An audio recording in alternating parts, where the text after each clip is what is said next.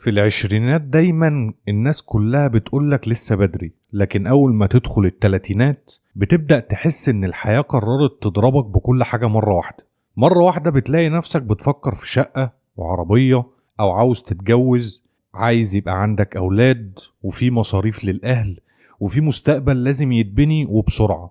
وفجأة الراتب اللي كنت فاكره كبير بقى بيطير قبل آخر الشهر. المشكلة إن محدش بيقولك الحقيقة دي بدري. العشرينات كانت فترة التجربة بالنسبة لك، لكن التلاتينات دي الفترة اللي المفروض تكون بدأت تبني فيها فعلا. والقرارات المالية اللي هتاخدها في الفترة دي ممكن تخليك مرتاح بعدين، أو تخليك تفضل تجري ورا الفلوس طول عمرك. أنا شريف، ودي قناة شريف يستثمر، والنهاردة هنتكلم عن أهم الإنجازات المالية اللي لازم تحققها في التلاتينات علشان تبني مستقبل مريح بدل ما تفضل قلقان من الفلوس كل يوم.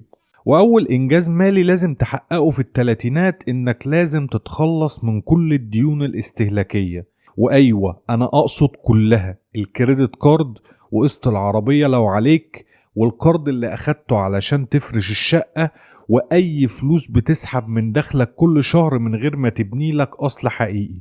شوف، الاستثناء الوحيد هنا غالبا بيكون قرض للبيت أو لشقة، ده لو عندك أصلا. عارف ان في ناس دلوقتي بتقول الكلام سهل بس التطبيق مستحيل، خصوصا لو عليك التزامات كتير او دخل متوسط. بس اسمعني كويس، التلاتينات غالبا هي اقوى فترة دخل في حياتك. مرتبك بيزيد فيها، وخبرتك بتزيد، وفرصك احسن من اي وقت فات. فاخر حاجة محتاجها ان فلوسك كلها تروح فوايد واقساط بدل ما تروح لبناء ثروة حقيقية. تخيل معايا انك بتدفع كل شهر 10,000 جنيه اقساط وديون، يعني 120,000 جنيه في السنة، يعني اكتر من 1,000,000 جنيه في 10 سنين اتصرفوا علشان تسدد الماضي مش تبني المستقبل. والاسوأ من كده ان الحياة في التلاتينات اصلا بتبقى اصعب، مسؤوليات اكتر وضغط شغل ومصاريف للبيت، واحيانا الاهل بيكونوا محتاجين دعم منك. فلو فوق كل ده عندك ديون خانقاك، هتحس انك طول الوقت بتجري ومش بتوصل لهدفك. وتاني انجاز مالي لازم تحققه في التلاتينات ان يبقى عندك كريدت سكور قوي جدا.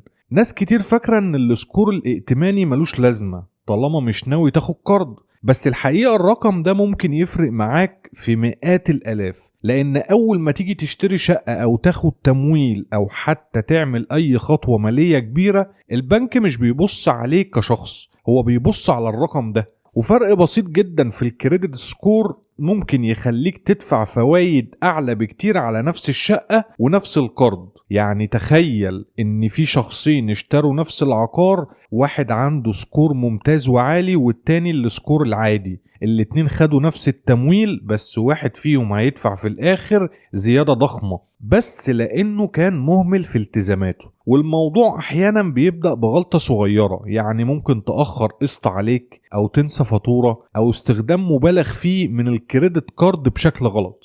المشكلة ان الضرر ممكن يفضل معاك سنين. وعلشان كده بناء سكور قوي مش رفاهية، دي خطوة بتحمي مستقبلك المالي كله. ادفع في ميعادك دايما، وما تستهلكش كل حدود الكريدت كارد بتاعتك، وما تفتحش قروض او بطاقات ملهاش لازمة لمجرد الاغراء او العروض. الناس اللي بتكسب ماليا على المدى الطويل مش بس بتعرف تجيب فلوس، دي ناس بتعرف تحافظ على سمعتها المالية كمان. تالت انجاز مالي لازم تعمله في التلاتينات ان يبقى عندك خطة مالية واضحة لل20 او ال30 سنة الجايين. وده غالبا اكتر شيء الناس بتتجاهله تماما. معظم الناس بتتعامل مع الفلوس بطريقة رد الفعل، المرتب ينزل والمصاريف تخلص، ولو فضل حاجة يتحوشوا شوية، لكن مفيش اتجاه واضح، مفيش ارقام، ومفيش خطة طبعا. وده بيخلي ناس كتير توصل للاربعينات والخمسينات وهم مش فاهمين فلوسهم راحت فين اصلا. في التلاتينات تحديدا بتبدأ تدخل في اكتر مرحلة فيها تضارب للاهداف. انت عايز تشتري بيت او انك تستثمر، وبتفكر تأمن مستقبلك، ونفسك تسافر، وممكن بتفكر تجهز لأولادك، وفي نفس الوقت انت عايز تستمتع بحياتك. ولو ما عندكش خطة واضحة هتحس انك بتحاول تطفي 10 حرايق في نفس الوقت. علشان كده لازم تسأل نفسك سؤال واضح: انا عايز اوصل لايه بعد 10 سنين؟ كم رقم التقاعد اللي انا محتاجه؟ طيب كم لازم استثمر كل شهر؟ وايه هي الاولويات الاهم دلوقتي؟ حتى لو خطتك بسيطة جدا، وجود خطة أحسن 1000 مرة من العشوائية، لأن الفلوس من غير خطة بتتبخر، لكن الفلوس مع خطة واضحة والتزام بتتحول لحرية وراحة ثم استقرار. رابع إنجاز مالي معانا لازم تحققه في التلاتينات، إن يبقى عندك صندوق طوارئ قوي جدا، والكلام ده يبقى حقيقي وبجد، مش مجرد شوية فلوس على جنب وخلاص. أنا بتكلم على مبلغ يقدر يشيلك من 6 شهور لسنة كاملة لو الدنيا اتقلبت وحصل أزمة فجأة. طيب ليه؟ لأن التلاتينات غالبا هي أكتر فترة الحياة بتفاجئك فيها. العربية فجأة ممكن تعطل، ممكن يحصل مصاريف علاج لا قدر الله، مشكلة هتحصل في الشغل، التزامات عائلية تحصل فجأة، أو حتى فرصة استثمار حلوة ومحتاجة سيولة كبيرة وبسرعة. ولما يبقى ما عندكش صندوق طوارئ، أي أزمة صغيرة ممكن تتحول لكارثة مالية، وده اللي بيخلي ناس كتير ترجع تستلف تاني، أو تبيع استثماراتها بخسارة، أو تدخل في دوامة ديون جديدة. لكن لما يبقى عندك احتياطي محترم بتحس براحة مختلفة، بتعرف تاخد قرارات بهدوء، ما تبقاش مرعوب من أي مفاجأة، وما تبقاش مضطر تقبل أي شغل أو أي وضع لمجرد إنك محتاج فلوس بسرعة. وصندوق الطوارئ ده مش معمول علشان يكسبك أعلى عائد، هو معمول علشان يحميك. علشان كده خليه في مكان آمن وسهل الوصول ليه بسرعة، زي حساب توفير بعائد محترم أو أي وسيلة سيولة مضمونة قدامك. الناس اللي مستقرة ماليا مش ناس عمرها ما بتقابل مشاكل، دي ناس كانت مستعدة للمشكلة قبل ما تحصل. وخامس إنجاز مالي لازم توصله قبل سن 40، إن يبقى معاك على الأقل 3 أضعاف دخلك السنوي متحوشين على جنب للتقاعد أو الاستثمار. أنا عارف إن الرقم ممكن يخض ناس كتير، بس الفكرة هنا مش في الرقم نفسه، الفكرة إنك تدي للفايدة المركبة وقت تشتغل فيه لصالحك. ناس كتير بتفتكر إن التقاعد موضوع بعيد وإن لسه قدامهم وقت طويل، لكن الحقيقة إن كل سنة بتأجل فيها الاستثمار بتخسر سنين من النمو وعمرها ما هترجع. تخيل شخص بدأ يستثمر بدري في التلاتينات، وشخص تاني استنى لحد الأربعينات، الاتنين ممكن يحطوا نفس المبلغ بعد كده، لكن اللي بدأ بدري غالبا هيكسب فرق ضخم جدا، بس لأن الوقت كان في صفه. وده سر ناس كتير أغنياء مش عباقرة، هم بس بدأوا بدري وخلوا الوقت يشتغل معاهم. ولو انت متأخر شوية ما تدخلش في دايرة إحباط بقى، لأن لسه عندك وقت قوي جدا تعوض فيه، بس لازم تبدأ بجد. كل علاوة تاخدها وكل زيادة في المرتب زود بيه جزء للاستثمار، وكل زيادة في الدخل تدخلك كبر المساهمة بتاعتك.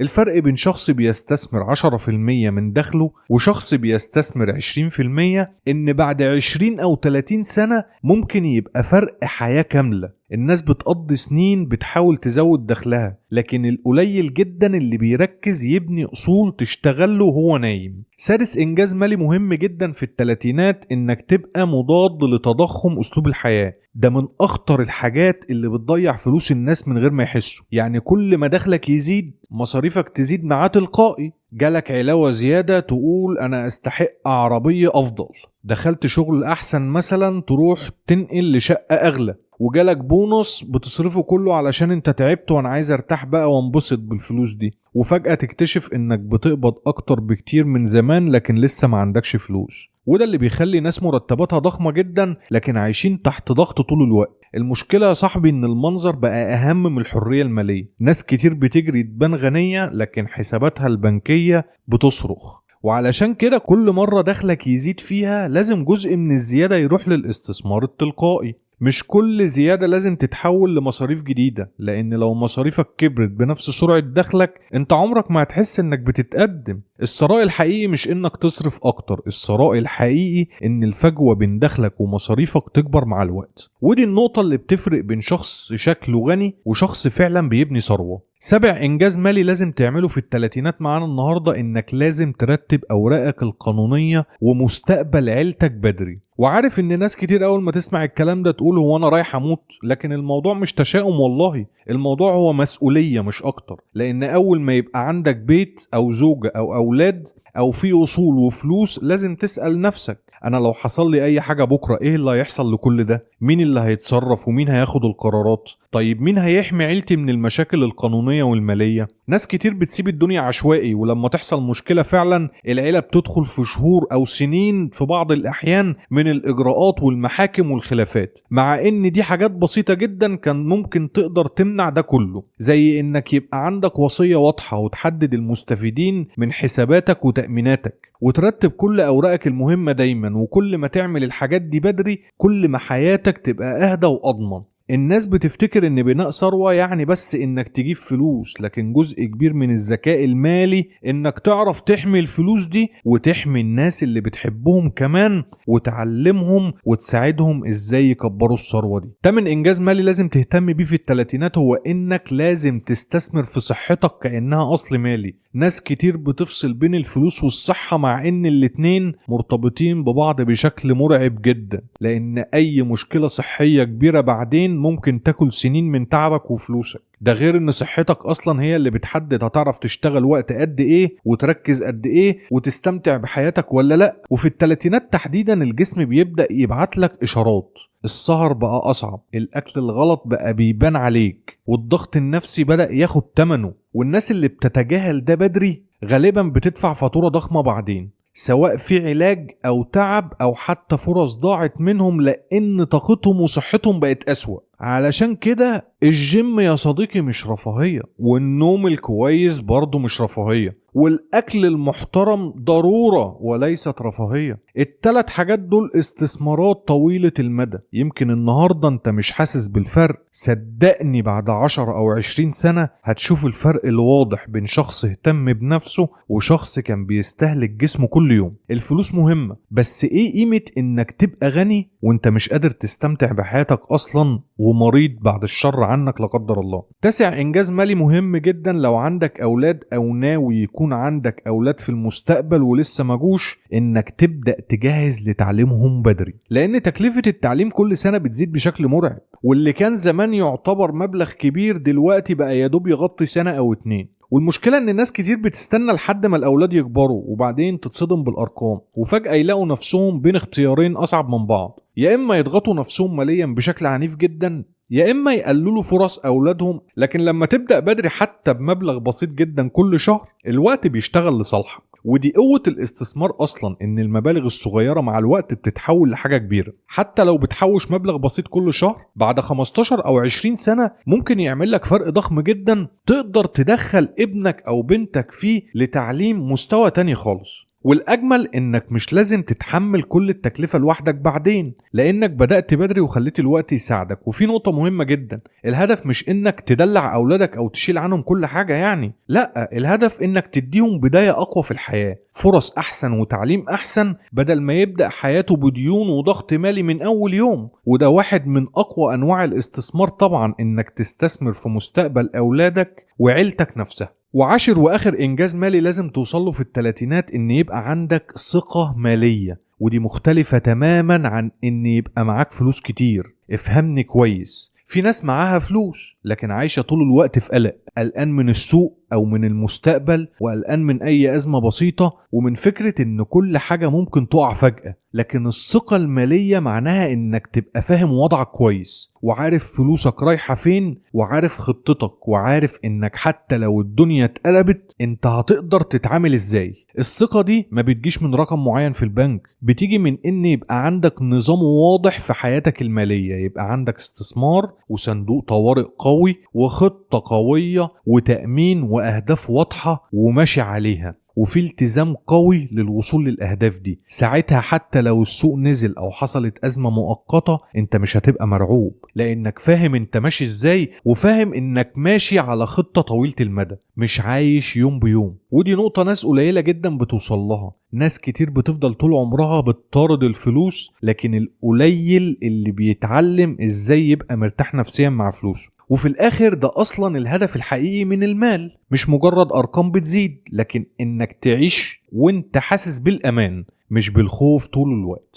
بص بقى وركز كويس، محدش بيبقى جاهز 100% في الثلاثينات، وده عن تجربة. كلنا بندخل المرحلة دي وإحنا بنحاول نفهم الدنيا ماشية إزاي. بس الفرق الحقيقي بين شخص هيعيش مرتاح بعدين وشخص هيفضل تحت ضغط طول عمره هو القرارات اللي بياخدها دلوقتي. ومش لازم تحقق كل حاجة مرة واحدة، ولا انك تبقى مثالي ولا تبقى مليونير قبل ال40. الفكرة كلها انك تبدأ تتحرك في الاتجاه الصح، تخلص ديونك شوية شوية وتبني استثمار وتبدأ تحوش للطوارئ وتهتم بصحتك جدا. ومحتاج انك تفكر بعقلية طويلة المدى، لان الحياة المالية يا صاحبي مش سباق سرعة، دي لعبة نفس طويل، وكل خطوة ذكية بتعملها النهاردة ممكن تريحك سنين قدام. انا عايزك تختار حاجة واحدة بس من الفيديو وتبدأ بيها من النهاردة، مش بكرة، من النهاردة، من دلوقتي حالا. ما تقولش من اول الشهر، ما تقولش لما الظروف تتحسن، انا عايزك تبدأ بيها دلوقتي حالا.